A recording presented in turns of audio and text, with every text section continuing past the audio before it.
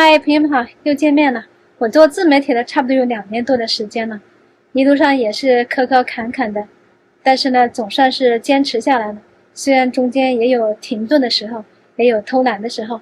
让我特别高兴的一件事是，我的订阅量已经达到2000了，非常感谢朋友们对我一路的支持和鼓励。我在做事中的过程中呢，也给自己挖了一些坑，还有呢，有的朋友的一些评论。也希望我讲一些我们家的一些事情，比如说我们家的保险啊，比如我跟老牛认识的过程啊，等等。我呢会在后面一个一个的安排。现在已经是3月中旬了，洛杉矶这边已经非常非常的热了，所以呢我们都穿裙子了。大家看我身后这个花也开得特别特别的漂亮。那我们今天就着这个花香来聊一聊我们家保险的事情。我们家保险在2025年呢，就是我和我儿子是一起买的这个 Obamacare， 大概是1个月$850。我跟我儿子的保险是在一起的，因为美国有个规定，就是孩子在26岁之前啊，他都可以跟父母一起来买保险。过了26岁就得自己单独买保险了。就是我觉得虽然也比较贵，但是还能接受。然后老牛呢，他是走的老年人的红蓝卡 Medicare， 因为在美国呢，只要你工作超过10年，攒够了40个点，也就是只要你按时交了工资税，交了这个医疗保险税，那你就可以在65岁以后呢，享受这个老年人的红蓝卡，那这个保险费就会大大的优惠。所以呢，他现在是还加了一个别的一种附加的保险，一共也就只要花$100-200，所以呢，他那个保险还是挺合算的。在那之前，老牛一个人的保险就要1000多。当时在老牛走这个 Medicare 之前，我们家3个人的保险是$2000多1个月，这真的是一笔很大的开支啊！真的非常好的一点就是老牛可以走那个老年人的红蓝卡，这样我们家就少了一笔很大的开支。因为在美国是每年的11月份就要买好第2年的保险，所以在2025年的11月呢，我们就上网站上看了一下，当时呢查了一下，我跟我儿子2个人如果买今年的保险的话，如果我们还按照去年的标准买，去年我是用的 Golden Plan， 然后呢，我用 Golden Plan 的话，今年是涨到了$2000多。我当时看到这个数字的时候，我都吓坏了，我以为我是不是电脑坏了。然后我又在网上又刷了一遍又一遍，发现哎，真的就是$2000多1个月，我的天哪！为什么这个差距这么大？就是从850涨到2000多，不到2100吧。这个差距也太大了，我们家的医疗保险一下子就涨了2.5倍，我的天哪，这简直没法承受。后来了解了一下，就是以前我们用的这个 Obamacare， 它是有一定的折扣的，它是根据你的收入的水平来给你不同的折扣，当然你的收入越低，折扣就越大。但是我们家2025年的收入比2024年的收入也没有增加多少，为什么差距就这么大呢？后来了解到，可能是跟那个大美丽法案有关系，因为那个法案把一些医疗补助给砍掉了，可能我们正好就卡在那个点，也许我们的收入增加了一点点，然后呢又补助又减少一点点，所以就造成现在一种这样的状况。我当时就觉得，哎呀，简直是疯了，那怎么办呢？只能降档吧。所以呢，我们就从金计划改成了铜计划，降了2个档次，结果还是要$1400多1个月。恰好这个时候呢，有一件好的事情发生，就是恰好我儿子找到了一个工作，这个新的公司呢，可以给他提供医疗保险，他们那个医疗保险还是挺好的，1个月只要交$100多，而且还覆盖了牙科保险。因为在美国，这个身体的普通的医疗保险跟牙科保险和眼睛的保险是分开的。一般来说，牙科保险怎么着也得几十块钱，100多块钱1个月吧。眼睛呢，可能也是几十块钱的样子。所以呢，他这样一下子100多块钱就覆盖了医疗保险和牙保险，所以是非常非常的划算。所以呢，这样一来就只有我自己需要买这个奥巴马保险。所以呢，我又上网再搜了一下，我一个人买同计划的话是$930，所以呢，这个负担又轻了一大截。虽然还是比去年高，但是我心里也好受多了。所以呢，这样我们全家加起来呢，现在是我儿子是170，老牛大概也是170的样子，他们俩350，加上我930，就是1280吧，大概是这个样子。3个人的保险加起来1280，那就只剩下我一个人在水深火热之中了。那怎么样改变这种状况呢？要么我就去找一个工作，找一个可以提供医疗保险的工作，要么呢就只能等到我到65周岁，然后才能领这个老年人的红蓝卡。那这个还比较长的，我还得等10来年。朋友们，你们说美国的这个医疗保险疯狂不疯狂？但是呢，这个医疗保险也不是说每个人都这么贵。我前几天去跟一个朋友爬山，然后就聊到这个医疗保险的事情，他就说他只要付200-300美元，他也是用的 Obamacare。为什么呢？因为他说他报的收入比较低，他们家只报了3万多美元的收入一年，所以呢，他的这个保险相对来说就折扣比较大。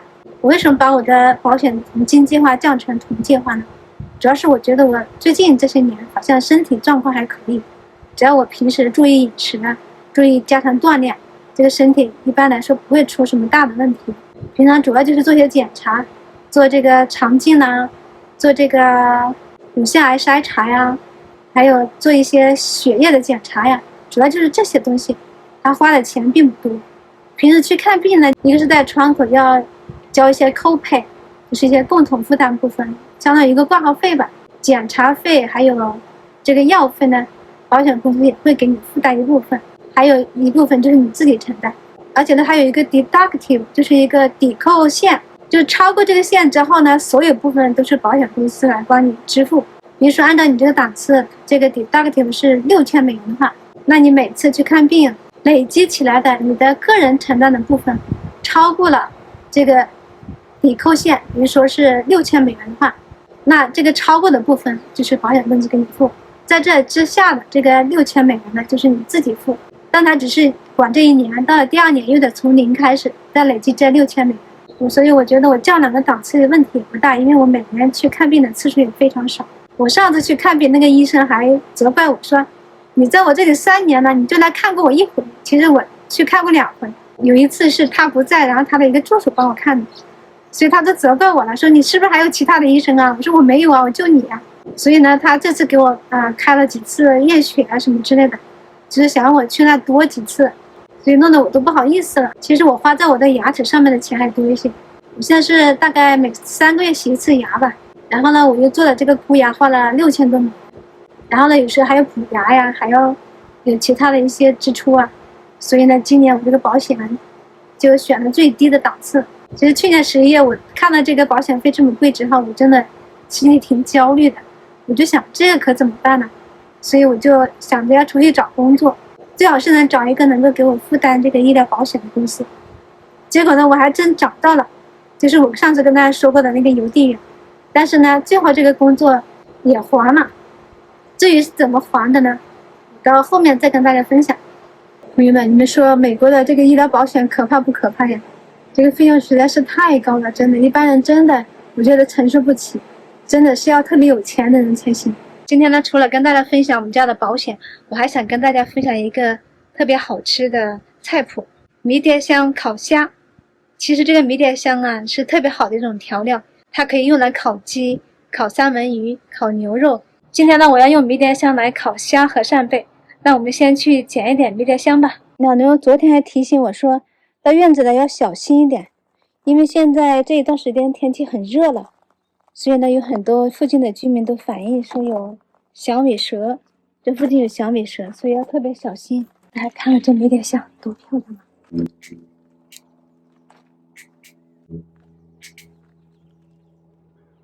啊！好香，简直醉人了。捡了这么一大把，差不多了。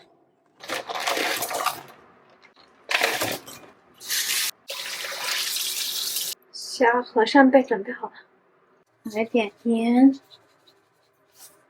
胡椒、蒜粉，腌10分钟。切的柠檬，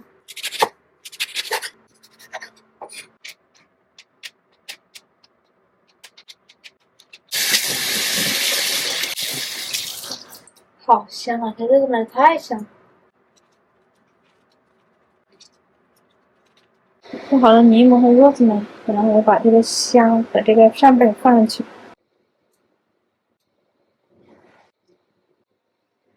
虾和扇贝都摆好了，再摆一层柠檬，再摆上肉子们。还有蒜，我都忘记了，这个鸭饼。要点了。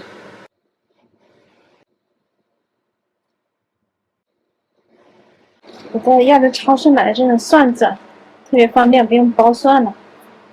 而且这个是6.9块还是多少？这么多呢，挺合算的，就是经常吃不完。花了我4个柠檬，这样的可能柠檬有点太多了，2个就够了。好了，可以烤了，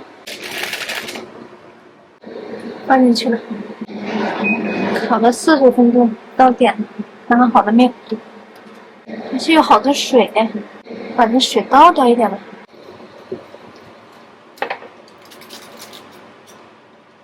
把水倒掉了再烤一个。烤了45分钟，应该可以了。好香啊，简直是太香了，老远就能闻到这个香味儿。撒点橄榄油了，这样会更好吃。煮点面条，再炒个空心菜，蒜蓉空心菜。在从亚洲超市买的空心菜。